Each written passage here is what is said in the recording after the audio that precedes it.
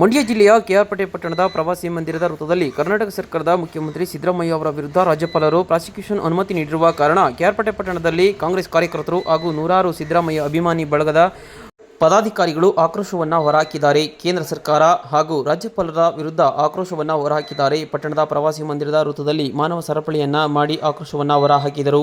ಬಳಿಕ ಮಾತನಾಡಿದ ಮಾಜಿ ಶಾಸಕ ಕೆಬಿ ಚಂದ್ರಶೇಖರ್ ಹಾಗೂ ಬ್ಲಾಕ್ ಕಾಂಗ್ರೆಸ್ ಅಧ್ಯಕ್ಷ ಅರಳಳ್ಳಿ ವಿಶ್ವನಾಥ್, ಕಿಕ್ಕೇರಿ ಸುರೇಶ್, ಕೋಡಿಮರ್ನಳ್ಳಿ ದೇವರಾಜು, ಬಿಎಲ್ ದೇವರಾಜು, ರವೀಂದ್ರ ಬಾಬು, ನಾಗೇಂದ್ರ ಕುಮಾರ್ ಮಾತನಾಡಿ ಆಕ್ರೋಶವನ್ನು ಹೊರಹಾಕಿದರು.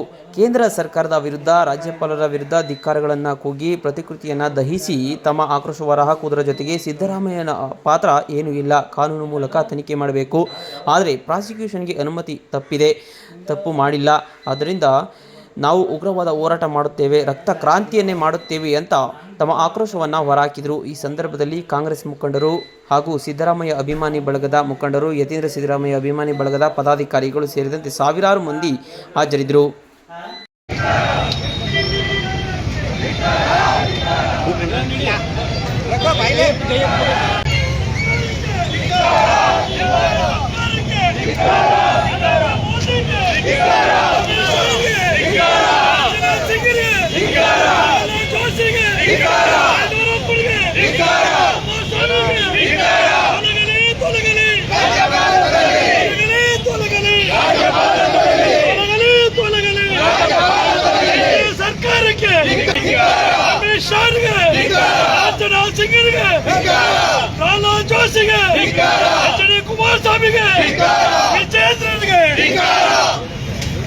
ಏನು ಅವರು ಅನುಮತಿನ ಕೊಟ್ಟಿದ್ದಾರೆ, ಅವ್ರಿಗೆ ಯಾರು ಒತ್ತಡ ಹಾಕಿದ್ದಾರೆ ಅವ್ರ ವಿರುದ್ಧ ಮತ್ತೆ ರಾಜ್ಯಪಾಲರ ವಿರುದ್ಧ ನಾವು ಉಗ್ರವಾದ ಪ್ರತಿಭಟನೆ ಮಾಡ್ತೀವಿ.